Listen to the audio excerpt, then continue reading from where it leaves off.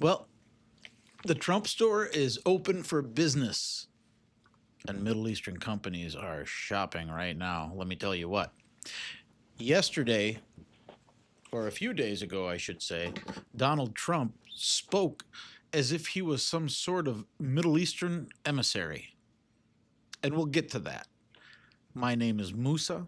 I'm an attorney. I have been for about 25 years. Basically, what I like to report on is news that is underreported in the West. Thank you for watching. Please like and subscribe. And let's get started with Trump's visit to Saudi Arabia, where he's now lifted sanctions and seeks to normalize relationships with not only all the countries in the region, but he's already done it with the Syrian government, who is headed by the former T-word operative who was involved in a very bad thing that happened about 24 years ago here in this country in New York City, if you know what I'm talking about. How in the world did this happen? Well, that's actually pretty simple. In the past, we've had ideological people in this country running this country. Trump's a capitalist. He has no ideology, no ideological beliefs, no philosophical beliefs so cemented that he will not put a price tag on them and sell them. You saw that here with Miriam Adelson. You saw that here with Elon Musk. You saw that here with Bill Ackman. And these are very wealthy people. Elon Musk is the wealthiest person in the world, right? But let's be real. For whatever you think of him, the Crown Prince of Saudi Arabia is quite wealthy. My guess is his estate is worth quite a bit more than Elon Musk's. And if you were to ask one of the two to show you $1 billion cash, my guess is Elon couldn't. But the Crown Prince probably has it on his person at the time. Okay? And they've invested so far $1 trillion. That's enough money to make Donald Trump say, you know what?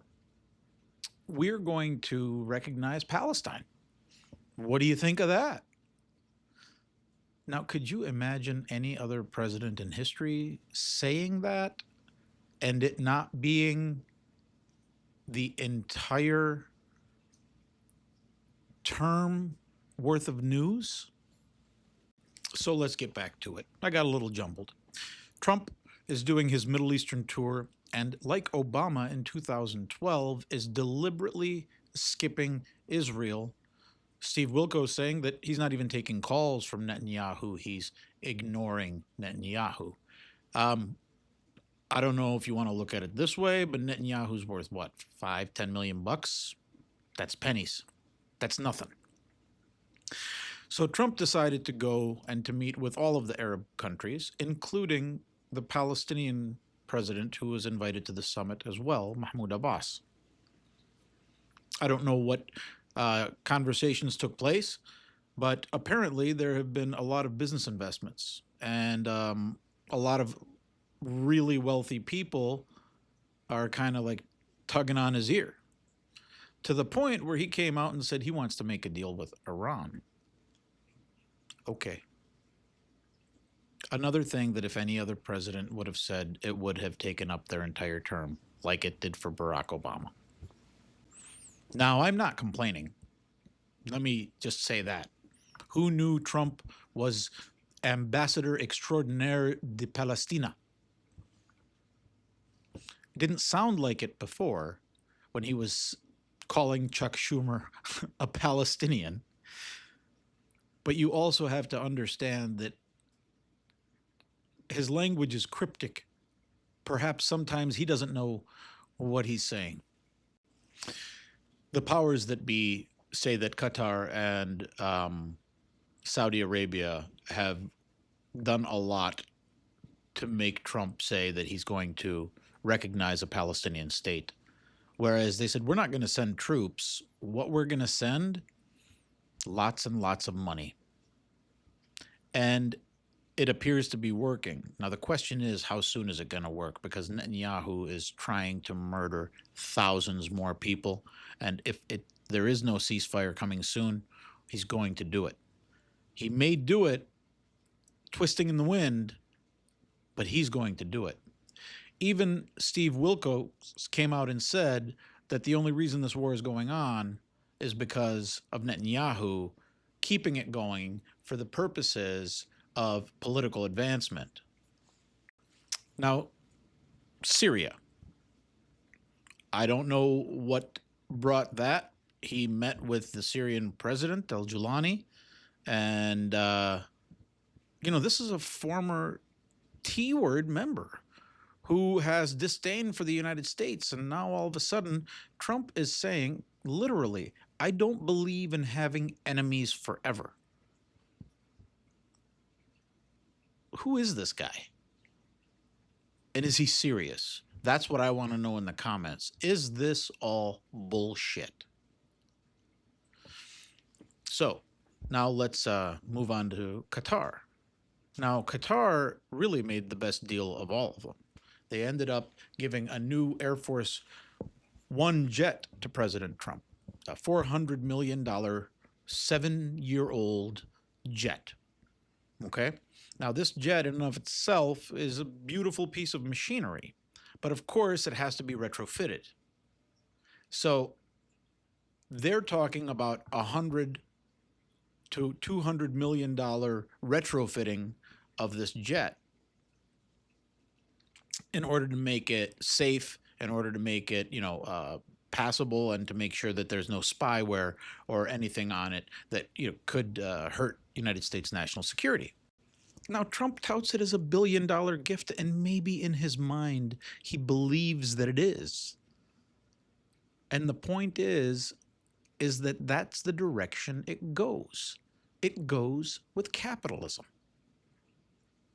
So now he skipped Israel. He has not been in contact with Benjamin Netanyahu, and people believe that he's twisting in the wind. Netanyahu, that is.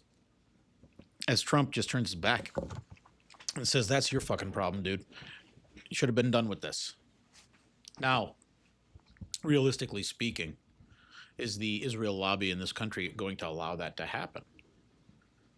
Israel has already stated that they will take unilateral actions against the United States if Trump dare to recognize Palestine. What does that mean? I don't know. It's in the Times of Israel. You can read it. So it appears that an increasingly isolated Israel has been exposed. We have a number that's coming out of Israel now where 1 in 8 of the soldiers being called up is currently unfit to fight, either because they're suffering mental distress from the fighting that they did before, because some of these people have a conscience. Remember, they're conscripted in the military. I don't know that everybody is shooting people in the head like some are, who should be arrested and prosecuted wherever they travel. And then you have some with a conscience who come out of the army and end up killing themselves, and that's been an epidemic in Israel now. So let's wrap it up. Trump did the same thing Obama did in 2012. They might not have said the exact same words, but they did say, come to the United States, let's build a bridge. We want you to spend money here. We want to help you build your infrastructure there. And they skipped Netanyahu. And not only did they skip him, they put Wilcox out there to say, hey, this guy doesn't want to stop the war. And Trump has been ignoring his calls. Again, my name is Musa. I'm an attorney. Please like, follow, subscribe, and share. But also, let me know what you think, either in a private message or in the comments. Is this an emissary, or is this all bullshit for an invasion of Iran within the next few years? Thank you.